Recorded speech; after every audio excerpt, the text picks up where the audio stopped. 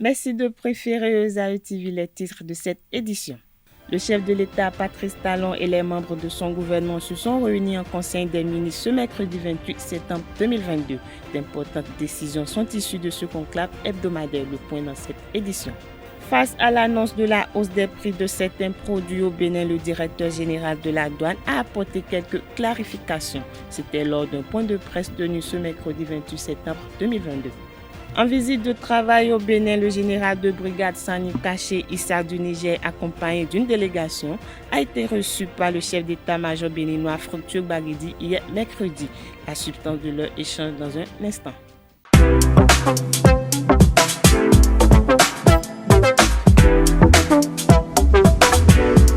Moi, je suis à ESAE et toi? Moi, je suis en administration des finances à ESAE. Moi, je suis en diplomatie et relations internationales à ESAE. Moi, je suis en journalisme à ESAE. Émission ici, c'est ESAE. Moi, je suis en communication marketing à ESAE. Moi, je suis en droit à ESAE. Moi, je suis en gestion des ressources humaines à ESAE.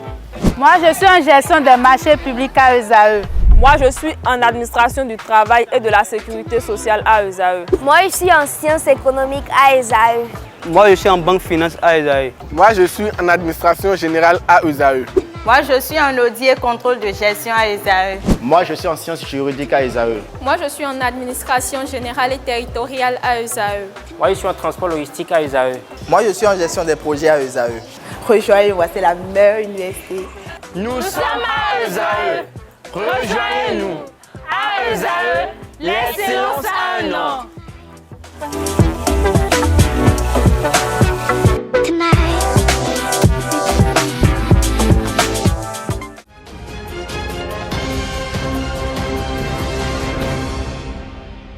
Bonsoir, le rendez-vous hebdomadaire du Conseil des ministres s'est tenu ce mercredi 28 septembre 2022 sous la présidence effective du chef de l'État, chef du gouvernement Patrice Talon. Plusieurs dossiers ont été examinés et d'importantes décisions ont été prises au cours de ce rendez-vous hebdomadaire. Au titre des mesures normatives, il y a entre autres la transmission à l'Assemblée nationale pour étude et vote du projet de loi modifiant et complétant la loi numéro 2001-09 du 21 juin 2002 portant exercice de droit de grève en République du Bénin, tel que modifié et complété par la loi numéro 2018-34 du 5 octobre 2018. Au titre des communications, on note entre autres la réalisation des travaux de construction du nouveau palais du roi de Niki et de la reine de la Gani, l'installation d'un système de production de passeports ordinaires biométriques à la direction de l'immigration et de l'immigration. Je vous invite à suivre le porte-parole du gouvernement Wilfried Niang-Ngoubedi pour plus de précisions. Transmission à l'Assemblée nationale pour étude et vote du projet de loi modifiant et complétant la loi numéro 2001-09 du 21 juin 2002 portant exercice du droit de grève en République du Bénin, tel que modifié et complété par la loi numéro 2018-34 du 5 octobre 2018.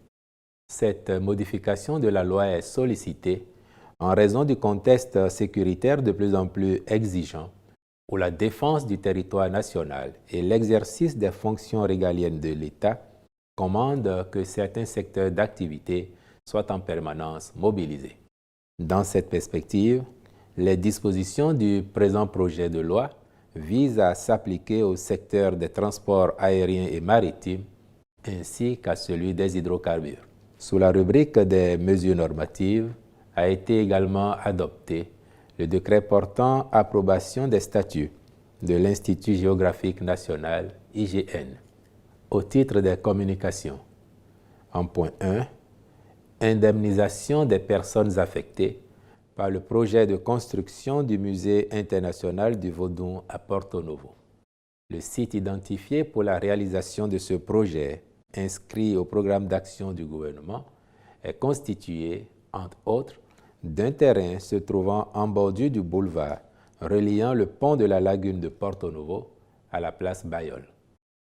Le démarrage des travaux étant imminent, les formalités administratives requises ainsi que les évaluations foncières et immobilières ont été accomplies aux fins d'identifier les personnes affectées par le projet et susceptibles d'être indemnisées. Le Conseil a marqué son accord pour la mise en œuvre de la présente mesure.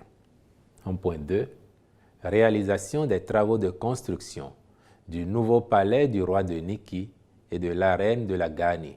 Le palais royal du Sinaboko est un patrimoine culturel et touristique majeur, mais qui se trouve dans un état d'exiguïté qui contraste avec sa réputation sous-régionale.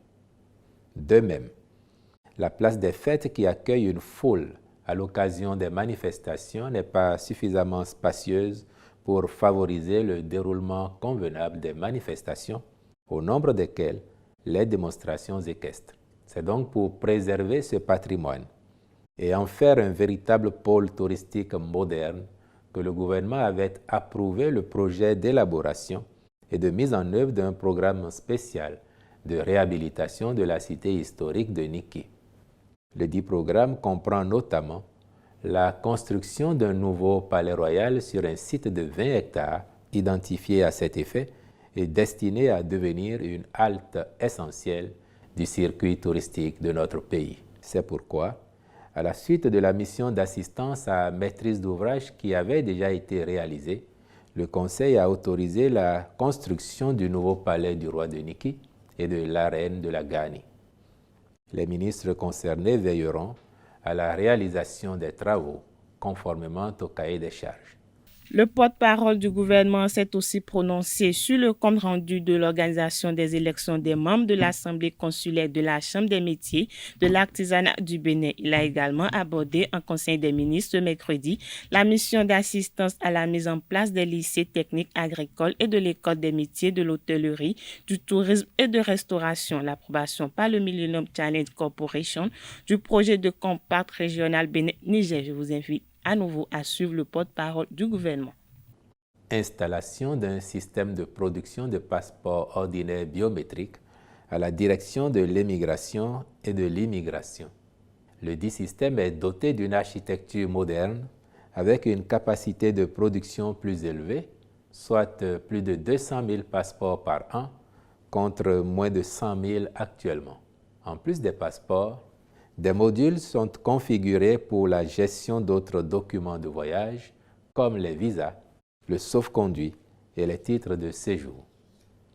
Les autres avantages qu'offre ce système sont le renforcement de la sécurité avec l'ajout d'un outil de détection des intrusions, la possibilité d'intégrer des systèmes externes, la connexion à la PKI nationale et la personnalisation des titres.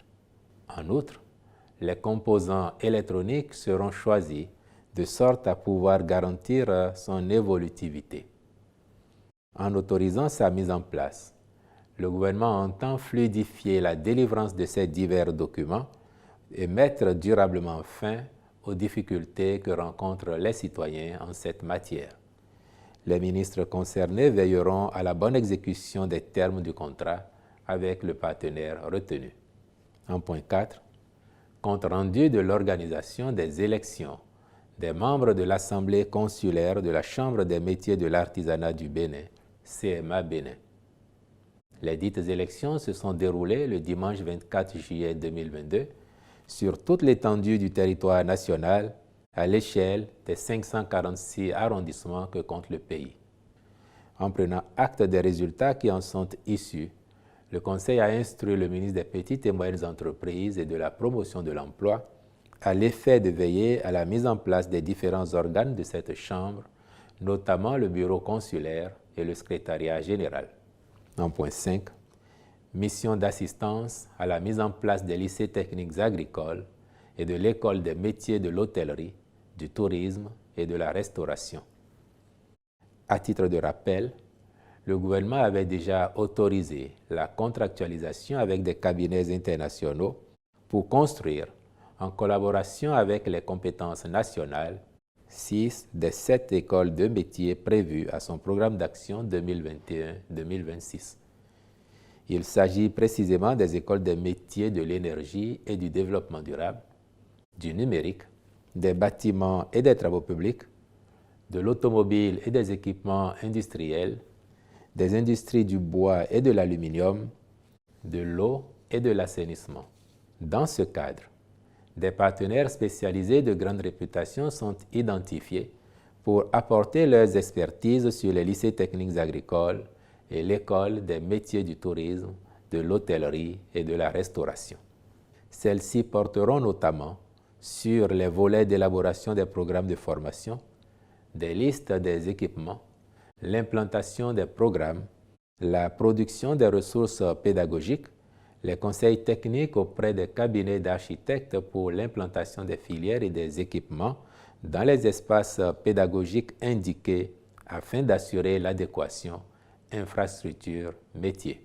Elles consisteront aussi à soutenir par la formation et l'insertion des jeunes dans la vie active les politiques territoriales de développement économique et social, viser l'implication des acteurs régionaux d'une part dans la détermination des besoins réels en formation et la mise en œuvre du processus de formation d'autre part, exiger une professionnalisation des métiers de la formation, mettre en avant les valeurs communes et partagées telles que l'implication active dans le territoire, une agriculture moderne et respectueuse de l'environnement comme l'un des leviers du développement durable, une dynamique tournée vers l'innovation.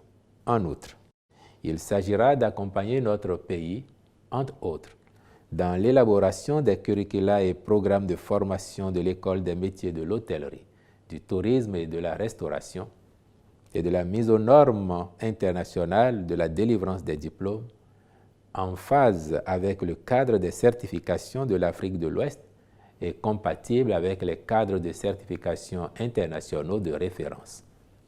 À ceci s'ajoute la conception et l'opérationnalisation d'un modèle d'évaluation et de certification des apprentissages et formations basés sur le développement réel d'acquis professionnels, le développement des référentiels de compétences et des programmes associés qui tiennent compte des besoins exprimés par les professionnels du secteur du tourisme, de l'hôtellerie et de la gastronomie. Le tout sans oublier l'acquisition par le Bénin d'une marque réputée en vue de répondre aux exigences de la clientèle internationale des hôtels du Bénin. Le Conseil a donc marqué son accord pour la contractualisation avec ses divers partenaires aux fins de la réalisation de cette mission d'assistance. En point 6, approbation par le Millennium Challenge Corporation, MCC, du projet de compact régional Bénin-Niger. Le ministre du Développement et de la Coordination de l'action gouvernementale a rendu compte au Conseil de l'approbation par le Conseil d'administration du MCC de l'octroi au profit de notre pays d'un don destiné à la construction du tronçon Boycon d'Assazumé en 2x2 voies. Le choix du gouvernement de soumettre cette section de route au bénéfice du compact régional participe de sa volonté de réaliser, à terme, une autoroute complète reliant Cotonou à Dassazumé afin d'améliorer notablement le transport sur ce corridor. Par ailleurs, une partie du même don est destinée à soutenir les réformes visant à conforter les investissements réalisés. L'ensemble fera l'objet d'une signature de convention au cours du mois de décembre 2022.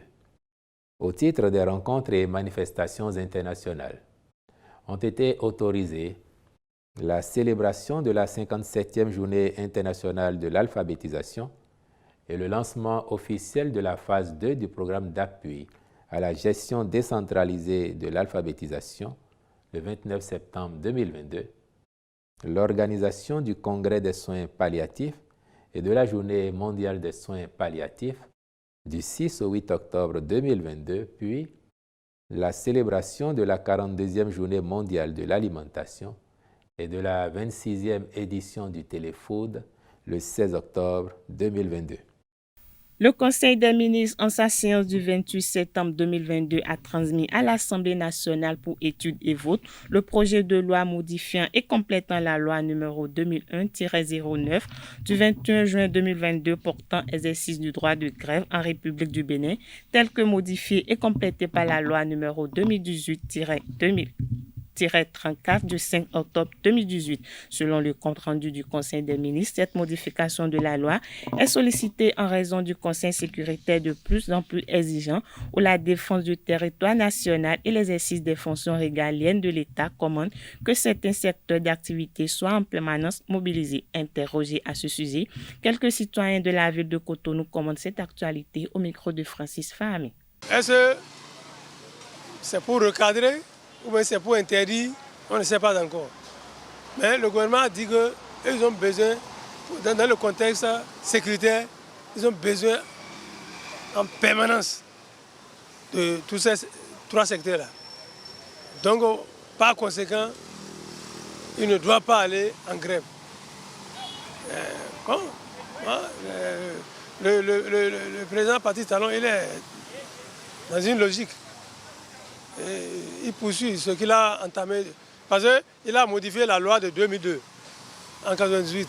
Maintenant, il veut encore modifier la même loi. Et ça va aller au Parlement. C'est une bonne décision. Cette loi est salutaire. Nous ne sommes pas dans le bordel. Il faut que le bordel finisse. Ça, c'est des secteurs vitaux. Il faut que les gens voyagent de Cotonou à Paris, de Washington à Los Angeles. C'est très important. Donc on ne peut pas se lever dans ces domaines-là, dans ces secteurs pour faire grève de manière anarchique. Je suis d'accord avec le gouvernement sur ce point. C'est une bonne initiative de sa part. Mais il y a aussi quelque chose. Si le gouvernement veut faire bien son travail, il n'a qu'à aussi privilégier les gens aussi dans un autre secteur afin qu'ils puissent trouver quelque chose pour éviter les grèves. Parce qu'eux aussi, s'ils veulent réglementer, il faut que les gens, quand les gens font bien leur travail de nuit et jour, ils méritent quelque chose. Maintenant là, si vous voulez les arracher le droit de grève, il faut les privilégier dans un autre endroit afin que les grèves ne se font plus. Si les gens ne se sentent pas dans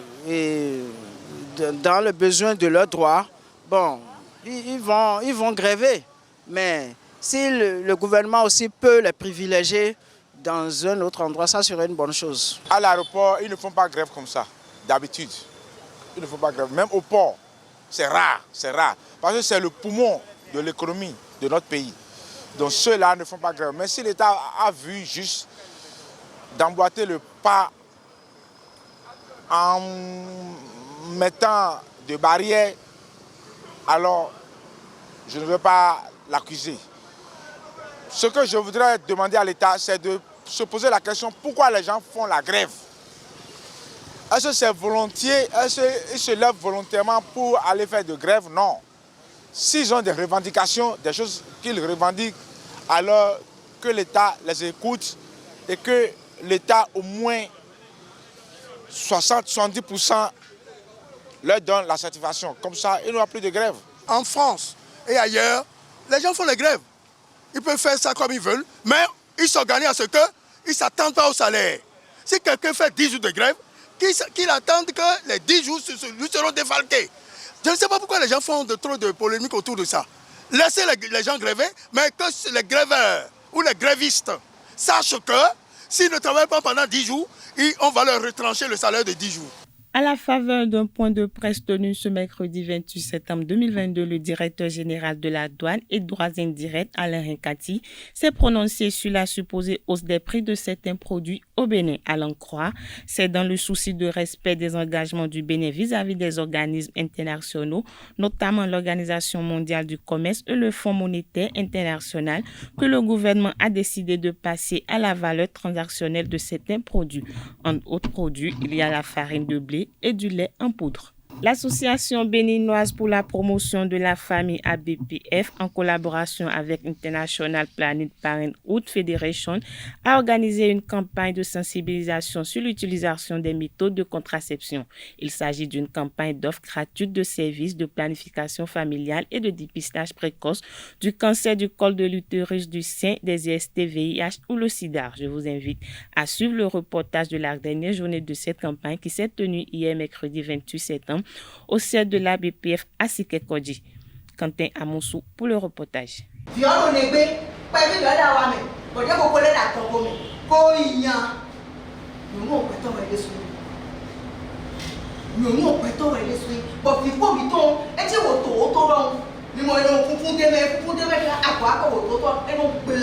C'est la dernière journée de la campagne de sensibilisation et d'offres gratuites de services de planification familiale. Elle a été organisée par l'Association béninoise pour la promotion de la famille en collaboration avec International Planning Parenthood Federation. La planification familiale, c'est l'ensemble des moyens qui sont mis à la disposition des couples, des individus pour espacer et avoir le nombre d'enfants voulus et en temps voulu.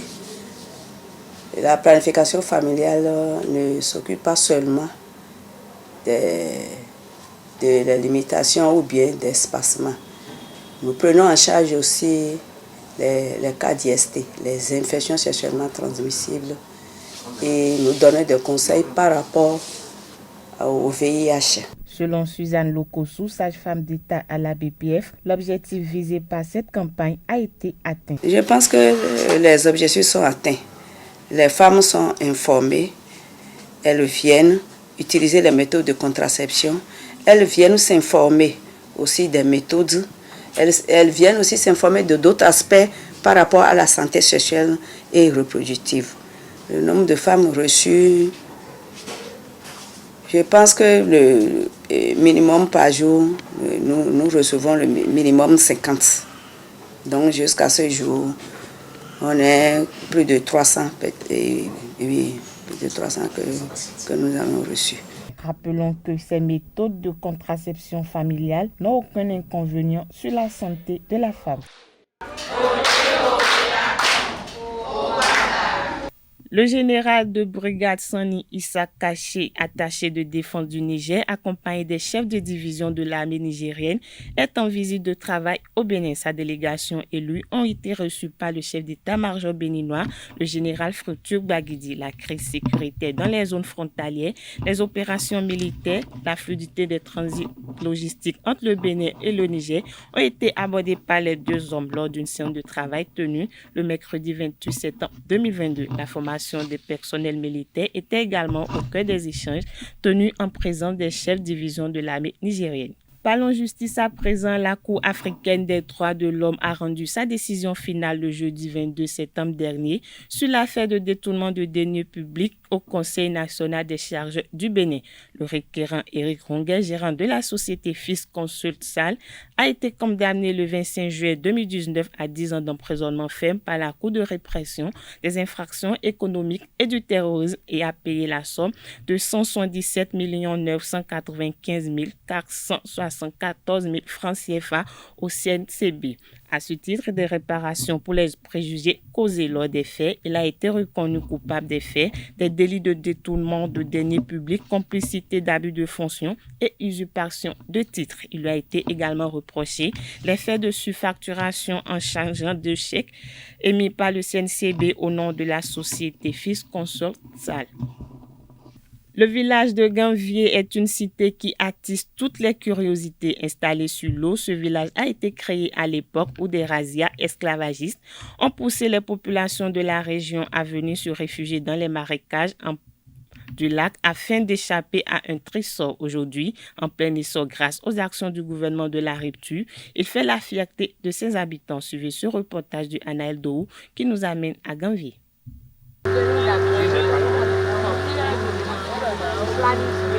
Ganvié est une cité lacustre du sud du Bénin, située sur le lac Nokoué, au nord de la métropole de Cotonou. Elle fait partie de la commune de Soava, dans le département de l'Atlantique. Cette cité lacustre, inscrite depuis 1996 sur la liste indicative de l'UNESCO, regorge de plusieurs atouts. C'est un village qui est sur l'eau.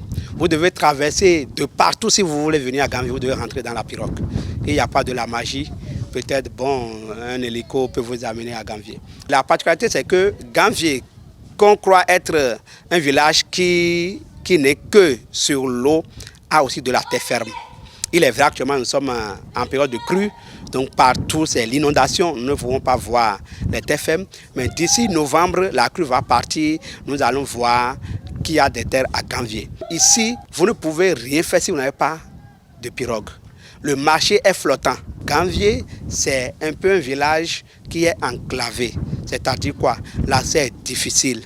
Mais pour nous qui sommes ici, nous n'avons pas de difficulté parce que nous sommes déjà habitués. Nous avons des centres où vous pouvez visiter, voir les histoires des rois de Ganvié, mais voir les monuments, les effets africains, en tout cas les statuettes, pour pouvoir échanger un peu d'idées. Le fait d'être sur l'eau n'empêche pas les habitants de Ganvié d'effectuer des activités économiques. Toutes les activités économiques se font dans la barque. Tout ce que nous faisons, c'est sur l'eau. Les activités, nous avons la pêche ici. Donc, c'est dans l'eau que nous faisons la pêche. Les gens font le levage, les gens font l'agriculture. Donc, nous faisons tout ce que l'on peut faire ici à Ganvié. La Venise du Bénin fait partie intégrante du programme d'action du gouvernement de la rupture. Amélioration des conditions de vie des populations en fait une vitrine du tourisme lacustre, une destination authentique, atypique et originale sont quelques-uns des projets destinés à Ganvié. Et les résultats sont déjà bien visibles à travers la source d'eau, les lampadaires et bien d'autres travaux réalisés. Loin d'être à la fin, le gouvernement du président Patrice Talon entend faire de Ganvié une référence. Le Bénin est le pays qui a le plus de patrimoine touristique. Quel pays d'Afrique a Ganvié? Si nous trouvons l'argent qu'il faut pour améliorer les conditions de vie des gens de Ganvié, nous allons faire de Ganvié un bien touristique. Vivement qu'ils y arrivent pour le développement du Bénin en particulier, de l'Afrique et du monde en général. En sport, l'élite du football national est passée de 34 équipes réparties en 4 groupes régionaux 2 de 9 équipes et 2 de 8 équipes 2022, 2020, 2021 et 2021-2022. Les 3 premiers de chaque groupe se qualifient pour la Super Pro League qui détermine les champions devant participer aux compétitions continentales. Pour le journaliste sportif René José Sagbou, ce format n'est pas l'idéal. Il freine les représentants béninois pour une bonne prestation en compétition africaine. Il s'explique au micro du Analdo Colombe Oussou. Nous avons 36 équipes sur la ligne de départ. Et on a 9 par zone, 4 zones. On finit la Ligue Pro. On reprend avec la Super Ligue Pro, 24 journées et la Ligue Pro suite. Alors, moi je pense ce qu'il faut peut-être faire, parce qu'aujourd'hui on remet en cause certes le format du championnat, mais on propose quoi? On va leur dire tout de suite la moitié, vous allez en 2e division, 3e division, non. Je pense que la suggestion que moi je fais, c'est aussi simple que ça. La fédération doit revoir son règlement. Lors de la première saison par rapport à ce format, c'était écrit noir sur blanc dans le règlement que les équipes qui se qualifient pour la Super Ligue Pro, les 16 sont fondus au niveau de la Ligue 1. Ensuite, ceux qui restent, les 20 qui vont animer la Super Ligue Pro, on va pouvoir dégraisser à ce niveau. Et ça veut dire quoi? La proposition que moi je fais, on fait descendre les 2 derniers au niveau de la phase régionale de poule. On fait descendre les 2 derniers. Ça fait 8 équipes. 8 équipes qui descendent en division 3. Donc, il va rester combien? 12 sur les 20 qui disputent la Ligue Pro. On fait monter maintenant les 2 qui viennent de la Ligue 3. Et ça fait 14 équipes. 14 équipes. Maintenant, on veut, à la fin du format, ramener la Ligue 1 à 14 équipes. On annonce d'avance que c'est 4 équipes qui vont descendre et 2 de la Ligue 2 qui vont monter. Donc, je pense que si on procède comme ça, la fédération sait en même temps que cette saison, c'est la dernière pour le format actuel. Et à partir de la saison 2023-2024, on retrouvera 16 équipes, les 16 qui se qualifieront pour la Super Ligue Pro. Elles vont disputer la Ligue 1. Et les 14 qui restent, la Ligue 2, les 8 derniers. Donc les 2 derniers au niveau de la phase zonale de poule vont descendre en Ligue 3. Là, ça va calmer l'ardeur de tout le monde. Mais c'est vrai que c'est épuisant que les équipes fassent la Ligue Pro. Maintenant, remontent en Super Ligue Pro avant d'aller en compétition continentale. Et vous constatez bien, quand la fin du championnat et le début des préliminaires, les équipes n'ont pas beaucoup de temps de préparation. Et ça joue forcément sur le rendement parce que quelque part, les gens en ressentent et voilà. Je pense qu'à partir de là, si on procède, on pourrait déjà commencer par avoir quelques premiers résultats. Mais dans ce format, si on doit garder comme ça, je pense que ça va être très, très, très difficile. Très, très difficile. Et enfin, il est souhaitable que la proposition du ministre d'avoir des sociétés par derrière pour soutenir les clubs, que ça devienne enfin réalité parce que très peu de clubs sont en règle actuellement. C'est la fin de cette édition. Merci pour votre attention. Bonne soirée à tous.